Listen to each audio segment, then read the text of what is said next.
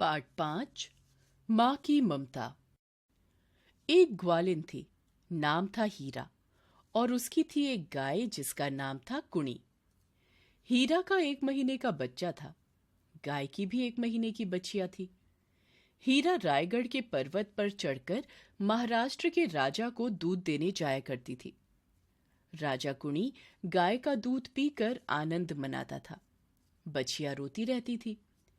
हीरा के मन में बच्चिया के लिए थोड़ी सी भी दया नहीं जागती थी। दूध दूहने के समय गाय रह रहकर बच्चिया को पुकारती थी। बच्चिया दौड़कर दूध पीने के लिए आती, पर हीरा उसे लौटा देती, उसे खूंटे से बांधे रखती थी। इस प्रकार बच्चिया अपनी माँ से नहीं मिल पाती थी। वह दूध के लिए तरसती थी, बिलखती रहती। हीरा का ध्यान उधर कभी जाता नहीं था। वह तो सुबह शाम दूध दूहकर उसे बेचने के लिए राजा के किले में चली जाती थी। रात होने से पहले ही हीरा किले से लौट आती थी। पहले अपने बच्चे को दूध पिलाती, थपकियां देकर सुला देती, फिर बच्चिया को पकड़कर कुणी के पास ले जाती। बच्चिया लपक कर अपनी माँ की गोद में जा पहुंचती। वह जरा सा ही दूध पी पाती थी। कुणी अपनी बच्चिया के तन को चाट कर सुला दिया करती थी। बच्चिया भूखी रह जाती थी और राजा दूध पीकर मौज मनाता था। इसी तरह दिन बीतते रहे। एक दिन हीरा दूध बेचने के लिए किले में गई। वहां दूध का मूल्य चुकाने में राजा के खजांची ने देर लगा दी। शाम का घंटा बज गया। किले का फाटक बंद कर दिया गया। हीरा बोली, द्वार खोलो। पहरेदार ने कहा, आज्ञा नहीं है।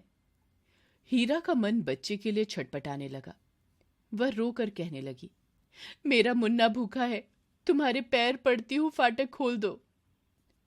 राजा के पत्थर दिल पहरेदार ने द्वार नहीं खोला। बालक को दूध पिलाने के लिए मां की छाती फटने लगी।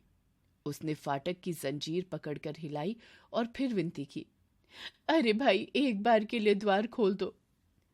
पहरेदार ने फिर झल्लाकर कहा, हुक्म नहीं है। सूरज छिप गया।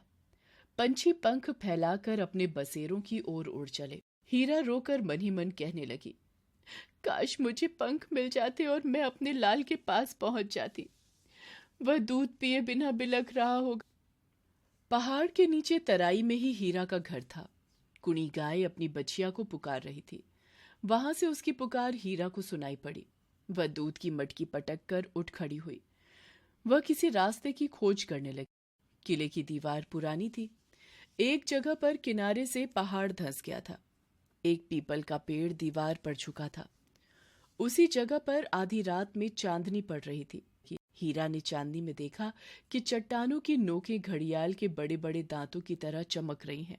हीरा उसी रास्ते से धीमे धीमे एक एक पत्थर पर पैर टिकाकर उतरने लगी। उसके बाद एक पगडंडी से हीरा अपने घर जा पहुंची। उस समय रात का 3रा पहर बीत रहा था।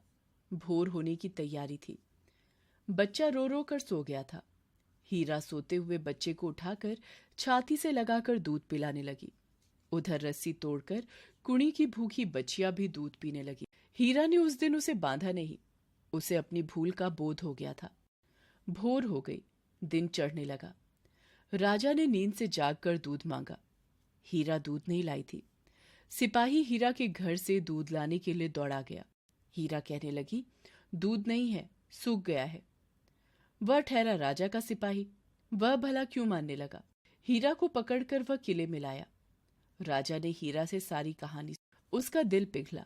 राजा ने हीरा को एक गांव जागीर में दे दिया और जिस मार्ग से हीरा अपने जीवन को संकट में डालकर अपने बच्चे के समीप जा पहुंची थी, राजा ने उस कठिन रास्ते का नाम रखा हीरा कुणी। रविंद्रनाथ ठाकुर।